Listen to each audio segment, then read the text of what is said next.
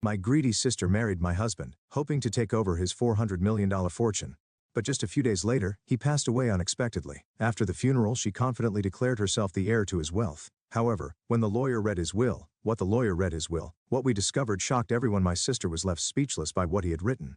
I had always been the quiet one, the shadow to my twin sister, Claire's brilliance. While Claire lit up every room she walked into with her boundless confidence and effortless charm, I was the one standing on the sidelines, blending into the background. She was everything I wasn't: outgoing, athletic and radiant in every way that seemed to matter. Our parents adore her for it too. They didn't even try to hide their favoritism. Claire was the one they bragged about to friends and relatives, the one they saw as their golden child. Whenever I came up in conversation, it was more of an afterthought. My health issues during childhood didn't help matters either. While Claire was busy excelling in sports and making friends easily, I spent most of my time in and out of doctors' offices, battling one illness after another. That seemed to seal my fate in their eyes. I was the blesser twin, the one who couldn't keep up. "Emily, why can't you just try to be more like Claire?" Mom used to say, her voice sharp with frustration. "You'd have an easier time if you did." I heard it so often that it stopped stinging after a while. By the time I was 18, I'd accepted my role in the family. I was the quiet one, the overlooked twin who would never measure up. But when college came around, I saw a glimmer of hope, a chance to step out of Claire's shadow and make something of myself. I moved away and worked hard to create a life that felt like my own. Eventually, I settled in Dallas, Texas, where I found a job as a school teacher. Teaching gave me a sense of purpose I'd never felt before. The kids in my classroom didn't care about the comparisons I'd grown up with. To them, I was just Miss Emily, someone who made them laugh and taught them new things. For the first time in my life, I started to feel like I mattered. Then Michael came along and everything changed. Michael was a real estate agent I met through mutual friends. He wasn't the kind of man who needed to fill the room with his presence. Instead, he had this quiet warmth that drew people in without demanding attention. From the moment we met, he made me feel seen in a way no one else ever had. "You're different," he told me on our first date, his voice gentle but sure, in a good way, the kind of different that stays with you. Those words stuck with me. For someone who had spent her life feeling invisible, Michael's attention felt like sunlight breaking through clouds. We dated for 2 years before getting married. Life wasn't extravagant, but it was good. His study job and my teaching salary allowed us to buy a small but cozy home. We never had children, but we didn't mind. Our days were filled with quiet moments of contentment, weekend breakfasts at the diner down the street, late night talks about our dreams, and the kind of steady companionship that felt like home. But as the years passed, something began to shift. It was subtle at first, an unreturned smile here, a distant tone there. By the time we'd been married for 10 years, those small changes had grown into something I couldn't ignore. Michael started coming home later and later, always with the same excuse: work. He was no longer the open, caring man I'd fallen in love with. When I asked how his day was, his answers were clipped, almost robotic. "Is everything okay?" I finally asked one night as we sat across from each other at the dinner table. The question had been burning in my mind for weeks and I couldn't hold it in any longer. Michael didn't even look up from his plate. "Just busy with clients," he muttered. "You know how it is." But the truth was, I didn't know. I didn't understand why he was pulling away or how to reach him. I thought about calling Claire, but the idea made my stomach turn. Our relationship had never been close. Claire still lived in our hometown and called occasionally, mostly to brag about her glamorous life. She had a high-paying marketing job, a jet-setting lifestyle, and a string of wealthy boyfriends. Whenever we spoke, I felt like a failure in comparison. Then one evening, everything came crashing down. Michael had been unusually quiet during dinner, barely touching his food. I could feel the tension hanging in the air, thick and suffocating. Finally, he set his fork down and looked at me, his expression unreadable. "I want a divorce," he said, his voice flat and emotionless. The words hit me like a punch to the gut. I stared at him, trying to process what he just said. "What are you talking about?" I asked, my voice trembling. "It's over," he said simply. "I've made up my mind." Before I could even begin to form a response, the doorbell rang. I sat there, frozen, as Michael stood and walked to the door. A moment later, Claire strutted into the room, her heels clicking against the hardwood floor. She looked as polished and confident as ever, a triumphant smile plastered across her face. "Michael and I are getting married," she announced, her voice dripping with smug satisfaction. It felt like the ground had been ripped out from under me. My mind reeled as I tried to make sense of what was happening. Claire, my own sister, was standing in my home, announcing that she was engaged to my husband. The betrayal cut deeper than anything I'd ever experienced. I looked at Michael, searching his face for some sign of regret or guilt, but there was nothing. He wouldn't even meet my eyes. Claire, on the other hand, looked downright gleeful. Her smile was the kind that made my stomach churn, equal parts victorious and cruel. In that moment, everything I thought I knew about my life, my marriage, and even my own family shattered. The two people who were supposed to love me most had conspired behind my back, and now they were standing in front of me, casually tearing my world apart. I stared at Michael and Claire, my gaze darting between the two of them, as if the sheer disbelief in my eyes could force them to take it all back. My heart pounded so loudly that it drowned out everything else, leaving only the sound of my own shallow breaths. "What? This has to be some kind of sick joke," I said, though the tremor in my voice betrayed the desperation I felt. Michael didn't respond immediately. He looked away, his jaw clenched tight as though avoiding my gaze might lessen the weight of his betrayal. Claire, on the other hand, had no such reservations. Her smile only grew wider, sharper, the kind of smile that didn't reach her eyes. "It's no joke, Emily," Claire said, her voice dripping with smug satisfaction. "You've always lived in my shadow. I think it's time you stayed there for good." Her words struck me harder than I'd expected. They weren't just cruel, they were calculated, designed to hurt in the deepest way possible. The room seemed to close in on me, the air thick and suffocating. My chest tightened as I struggled to process what I was hearing. "How could you?" I whispered, barely able to get the words out. Tears stung my eyes, threatening to spill over as I looked at Michael, the man who had vowed to love and protect me. "Why?" Michael's expression was cold, almost detached, as if he had already moved on in his mind. "It's better this way," he said, his tone devoid of any emotion. "Let's make this as quick and painless as possible. I've already spoken to a lawyer." The finality of his words shattered something inside me. My hands trembled as I gripped the edge of the dining table for support. There were 1,000 things I wanted to say, 1,000 questions I wanted to demand answers to, but none of them came. My voice felt trapped in my throat, choked by a mix of heartbreak and fury. Claire stood there watching me fall apart with the same triumphant smile, as if this moment was the culmination of some long-held plan. I wanted to scream, to tell her how cruel she was, but my voice betrayed me. All I could do was nod numbly, the tears spilling freely now. For the next few weeks, life became a blur.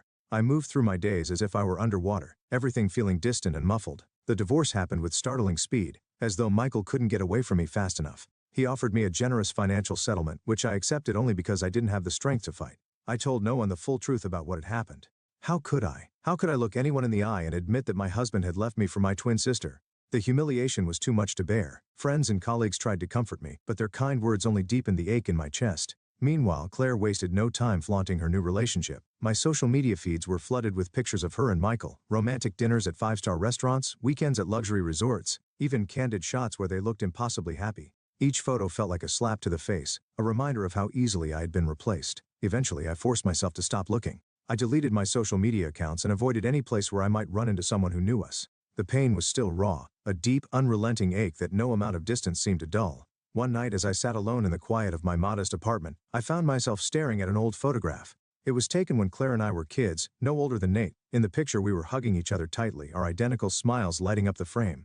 It was the kind of bond only twins could share, or so I had thought. The image blurred as tears filled my eyes. I clutched the photo to my chest, sobbing quietly into the empty room. Whatever connection we'd once had was gone now, destroyed by Claire's betrayal and Michael's. I couldn't imagine ever forgiving them for what they had done. But beneath the grief, a tiny ember of resolve began to flicker. I didn't know where it had come from or how long it had been there, but it was enough to remind me that I wasn't completely broken. Claire and Michael had taken so much from me already: my marriage, my sense of self, my peace of mind. I couldn't let them take anything more. Somehow I would rebuild my life. I didn't know how yet, but I would. The days dragged on, each one emptier than the last. The financial settlement allowed me to keep my apartment and maintain some stability, but it felt tainted, like a cruel consolation prize for the betrayal I had endured. Nights were the hardest. Sleep eluded me, and when it came, it brought dreams that only deepened the ache in my chest. Memories of Michael's laughter and Claire's betrayal haunted me, replaying over and over until I thought I might lose my mind.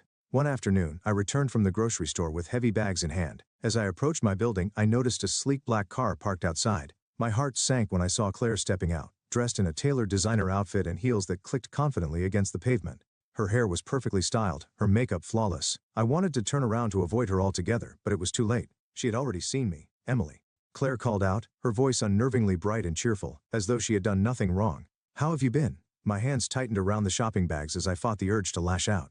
"What do you want, Claire?" I asked, my voice as steady as I could manage. She walked toward me with that same self-satisfied smile, stopping just a few feet away. "I just wanted to check on you," she said, her tone saccharine. "You've been so quiet." I was worried. The nerve of her, standing there pretending to care, made my blood boil. I bit the inside of my cheek to keep from saying something I might regret. Instead, I leveled her with a look, one that I hoped conveyed all the anger and hurt I was holding inside. "Save your concern," I said, my voice cold. "You've already done enough." For a moment, Claire's smile faltered, but it was fleeting. She quickly regained her composure, tilting her head as if she were amused.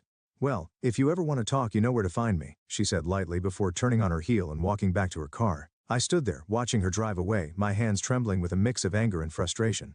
She had already taken so much from me, and now she had the audacity to act like she cared. But I wouldn't let her win, not anymore. I let out a bitter laugh, one that I didn't even recognize as my own. "Worried about me? That's rich, Claire, truly." Claire tilted her head slightly, her expression carefully arranged to look concerned, but I could see through it. She was feigning innocence as always. "Come on, Em," she said, her voice syrupy sweet. "I know this was hard for you, but you'll bounce back. You always do. Besides, Michael and Aya were happy. Isn't that what matters?" Her words felt like daggers, each one cutting a little deeper than the last. My chest tightened, and I could feel anger bubbling up, mingling with the grief I hadn't fully been able to process yet. What matters, Claire, I said, my voice trembling, is that you betrayed me. You took my husband, and now you have the audacity to stand here and act like you care about me. For a brief moment, Claire's smile wavered. It was only a flicker, barely noticeable, but it was enough to let me know I'd struck a nerve. She recovered quickly, her tone turning dismissive.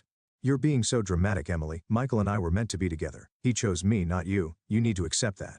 Her words hit me harder than I expected, but they also ignited something inside me, something sharp and defiant. Get out, Claire, I said, my voice firmed, despite the tears burning at the back of my eyes. Leave me alone. I don't want to see you. For the first time, her mask slipped entirely. Her eyes turned cold, and her voice dropped its false sweetness, replaced by something hard and cutting. Fine, she said, but don't expect me to feel sorry for you. You've always been weak, Emily. That's why people leave you. I stood frozen as she walked away, her heels clicking on the pavement with a kind of finality that made my stomach churn. Her parting words echoed in my mind, over and over. Weak. That's how she saw me. How everyone had always seen me. Maybe they were right, or maybe it was time to prove them all wrong. Over the following weeks, I slowly began to piece myself back together. At first, the steps were small, almost imperceptible. I threw myself into my teaching, finding solace in the laughter and curiosity of my students. Their bright smiles reminded me that there was still good in the world, even if my own felt so far away. I joined a local book club, something I never had the confidence to do before. At first, I felt out of place, sitting quietly in the corner while others debated plot twists and character development. But little by little, I started to participate. I made a few new friends, people who didn't know anything about my past or the shadow of Claire. It felt liberating to just be Emily without the weight of comparisons dragging me down. I also started therapy, a step I had resisted for far too long. Talking about the pain was excruciating at first, but my therapist helped me unpack the layers of hurt I had carried for years. Hurt that went far deeper than just Michael and Claire. Each session felt like peeling back a bandage, exposing wounds I hadn't even realized were there, but slowly those wounds began to heal. It wasn't easy, and it wasn't quick, but day by day, I felt a tiny flicker of strength returning. The Emily who had once been content to fade into the background was starting to stand a little taller. I didn't know exactly where I was headed, but for the first time in a long time, I felt like I was moving forward. Then 3 months after the divorce, everything changed again. It was an ordinary afternoon, and I was sipping tea in my living room when the phone rang. I didn't recognize the number but answered anyway, figuring it might be something related to work.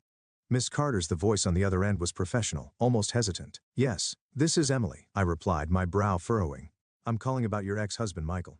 The man continued. I regret to inform you that he passed away suddenly last night. The words didn't register at first. What? I managed to say, my voice barely above a whisper. How? How did it happen? A heart condition, he explained gently. It was very sudden. I'm so sorry for your loss. He left instructions for me to contact you. There's a will, as well as a letter he wanted you to have. My mind swirled with questions, too many to make sense of. Michael was gone? How could that be? And why would he leave something for me after everything that had happened? I see, I said finally, my voice shaking. When can I come in to discuss this? We arranged a meeting for the next day. After hanging up, I sat in stunned silence, the phone still clutched in my hand. I didn't know how to feel grief, confusion, anger. It was all tangled together in a knot that I couldn't unravel. What could Michael possibly have to say to me after everything he had done? The next morning, I sat in the lawyer's office, my hands clasped tightly in my lap. The room was quiet except for the sound of papers shuffling as the lawyer prepared to go over the details of Michael's will. My heart raced, anticipation and dread churning in my stomach. Here it is, the lawyer finally said, sliding a plain white envelope across the desk. Michael's final letter to you. Please take your time. I stared at the envelope for a long moment, my hands trembling as I reached for it. The weight of it felt heavier than it should have. Slowly I tore it open and unfolded the piece of paper inside. The sight of Michael's familiar handwriting made my chest tighten. Dear Emily, the letter began. By the time you read this, I'll be gone. There's so much I want to say, but I'll start with the most important thing. I'm sorry. I know what I've done seems unforgivable, but I need you to know that everything I did was to protect you. I stopped reading for a moment. My breath caught in my throat.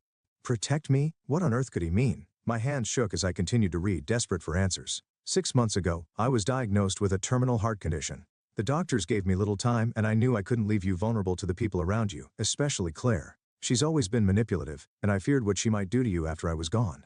When my uncle passed away, I learned about his estate. At first I thought it would be a blessing, but it turned out to be a curse. The estate was mired in debt, over $2 million. Claire didn't know that, of course. She only saw the opportunity for wealth and took the bait. I let her believe the inheritance was a fortune, knowing she'd act on her greed. I know it hurt you when I left, but I needed Claire to focus on me, not you. It was the only way to keep her from dragging you into her mess. I've left you my personal savings, Emily. It's not much, but it should be enough to help you start over. You deserve a life free from Claire's toxicity and the weight of our family's dysfunction. Please know that I've always cared for you, even in the end. Be strong, Emily. You're so much stronger than you think. With love, Michael. As I finished reading Michael's letter, my hands trembled, the paper crinkling slightly in my grasp. Tears blurred my vision and streamed down my cheeks, each one carrying the weight of 1,000 emotions. I felt sorrow for the man who had kept this enormous burden to himself, anger for the pain his actions had caused me, and a bittersweet gratitude for the love he had tried to show, even in his flawed way. I clutched the letter tightly to my chest, my mind spinning. Michael had betrayed me. There was no denying that. But now I saw the truth. The choices he made, however misguided, had been an attempt to protect me. He had sacrificed himself, enduring Claire's manipulative games and distancing himself from me, all to shield me from her grasp. It was a truth that left me reeling. How was I supposed to process this? How could I reconcile the man who had broken my heart with the one who had tried to save it? The days following Michael's funeral passed in a haze. I attended out of respect, though it felt surreal to be there. Claire, of course, put on a grand show of mourning, her tears perfectly timed and her appearance meticulously polished. I kept my distance, unable to bear the sight of her pretending to be the grieving fiancé while I carried the weight of Michael's confession. She had no idea the fortune she thought she'd inherited was nothing more than a mountain of debt, and for the first time in years I felt a small sense of justice. Still, Michael's revelation weighed heavily on me. For most of my life I had believed what everyone else seemed to think, that I was weak, the lesser twin who couldn't stand on her own. But his letter told a different story. He saw strength in me, even when I couldn't see it in myself. It was a realization that both humbled and unsettled me. In the days that followed, I found myself reflecting on my life, on all the ways I had allowed others to define me. My parents' constant comparisons to Claire, her endless need to outshine me, and Michael's betrayal, all of it had shaped how I saw myself. I had spent so long believing I wasn't enough, letting their actions dictate my worth. But Michael's words planted a seed of something I hadn't felt in years: determination. One evening, as I sat in my small apartment surrounded by the remnants of my old life, I opened the envelope the lawyer had given me containing the details of Michael's financial arrangements. True to his word, he had left me his personal savings. It wasn't a fortune, but it was enough. A small but meaningful gift that could help me start anew. For the first time, I didn't feel burdened by the money. I saw it as a chance, a way to rebuild. I decided to make changes, starting with my surroundings. The apartment, though comforting in its familiarity, felt tied to the pain of the past. I began searching for a new place, somewhere that could serve as a fresh start. It was scary, the thought of leaving behind the life I had known, but it also felt necessary. I needed to let go of the pieces that no longer served me and create something entirely my own. I threw myself into my work with renewed energy, pouring my heart into my students and finding joy in their progress. Teaching had always been my sanctuary, and now it felt like my lifeline. I also continued therapy, where I explored the layers of hurt and resilience within me. Slowly I began to uncover parts of myself I had buried long ago, the parts that were strong, capable, and worthy. Claire, predictably, tried to reach out. She called several times, leaving voicemail after voicemail, each one more frantic than the last. I ignored them all. I knew it was only a matter of time before she discovered the truth about Michael's inheritance, and I wasn't interested in being her safety net. She had taken enough from me already. One afternoon I received an email from Claire. It was short and to the point. "We need to talk. Call me." I stared at the screen for a long time before deleting the message without replying. For the first time in my life, I didn't feel the need to engage with her, to justify myself, or seek her approval. It was liberating. As weeks turned into months, I found myself changing in ways I hadn't expected. I started taking risks, small ones at first, trying a new hobby, saying yes to invitations I would have declined before. I began to trust myself, to believe that I could navigate life on my own terms. It wasn't easy and there were still moments of doubt, but with each step I felt a little stronger. Michael's letter stayed with me, tucked away in a drawer, but never far from my thoughts. It was a reminder of the complexity of love and sacrifice, of the ways people can both hurt and heal us. And while I still wrestled with the pain of his betrayal, I also felt a deep gratitude for the chance he had given me to reclaim my life. For the first time in years, I began to feel something I thought I had lost forever: hope.